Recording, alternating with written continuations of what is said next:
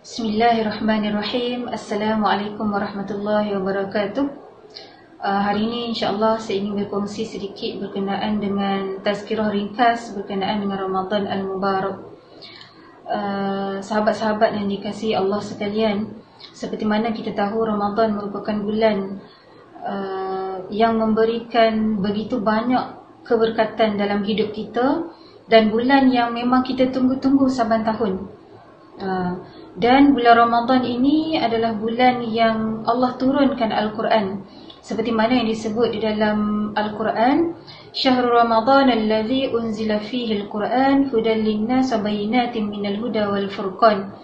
Yang mana disebutkan di dalam Al-Quran, bulan Ramadan merupakan bulan yang mana Allah menurunkan Al-Quran kepada manusia, hudan linnas, supaya dapat memberikan petunjuk kepada kita, wa bayyinatin minal huda wal furqan, dan juga memberikan penjelasan-penjelasan kepada kita berkenaan dengan Al-Quran tersebut, dan membolehkan kita untuk membezakan di antara yang hak dan yang batil.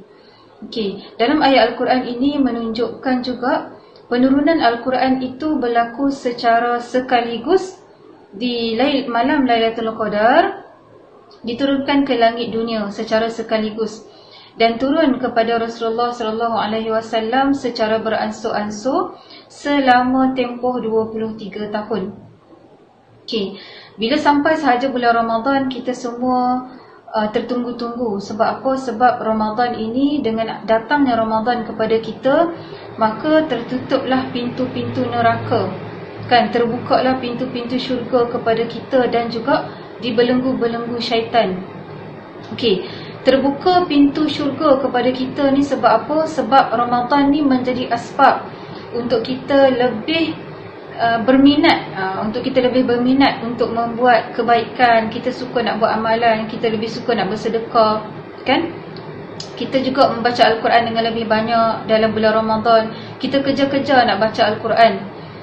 Dan kita juga untuk buat solat-solat sunat. Yang mana kita sedia maklum bahawa dalam bulan Ramadan ni ada solat sunat yang tidak dilakukan di dalam bulan-bulan yang lain, iaitu solat sunat tarawih.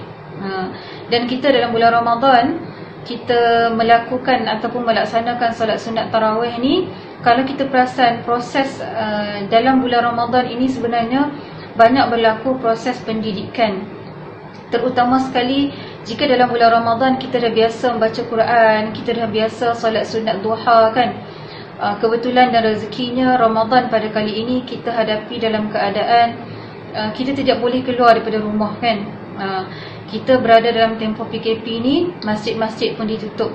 Jadi sebenarnya di sebalik musibah ataupun ujian yang Allah bagi kepada kita dengan datangnya virus yang kita tak nampak pun, dan dengan musibah ini kita menghidupkan rumah-rumah kita.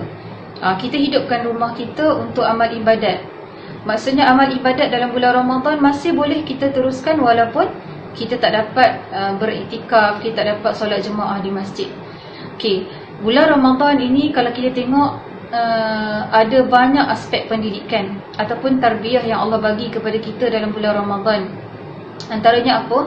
Amalan-amalan yang kita buat dalam bulan Ramadan ini boleh kita teruskan selepas bulan Ramadan. Kalau sekarang ni kita suka bersedekah, sekarang ni kita buat solat sunat duha, kalau sekarang ni kita solat sunat tarawih, tak boleh lah, kan? Tarawih bulan Ramadan je. Kita buat amalan-amalan yang lain, kita baca Quran dengan lebih banyak daripada bulan-bulan yang bukan bulan Ramadan. Jadi dalam bulan Ramadan ni lah kita nak didik diri kita untuk teruskan istiqamah. Seperti mana kita tahu Allah Subhanahu Wa Taala sangat suka kepada amalan-amalan istiqamah kita walaupun sedikit. Jadi dalam bulan Ramadan inilah tempat untuk kita tarbiyah diri kita, supaya kita keluar daripada Ramadan pun kita masih buat amalan-amalan tu. Antara pendidikan yang kita dapat dalam bulan Ramadan adalah pendidikan kerohanian. Pastilah kan kita mendidik rohani kita daripada kita buang semua hasad-hasad dengki, kita baiki akhlak kita dengan akhlak yang lebih baik, kita lebih banyakkan amalan-amalan kita, kita taqarrub ila Allah, kita dekatkan diri kita kepada Allah Subhanahu Wa Taala. Pendidikan yang kedua adalah pendidikan akhlak. akhlak kita, kalau selama hari ni kita ada berkecil hati ataupun berdendam ataupun apa-apa sahaja sifat-sifat terkeji, inilah bulan yang kita nak didik diri kita untuk buang semua sifat-sifat yang tak baik yang ada dalam diri kita. Seterusnya, inilah bulan pendidikan aurat. Saya rasa pentinglah untuk saya sebut dekat sini bulan pendidikan aurat. Kenapa?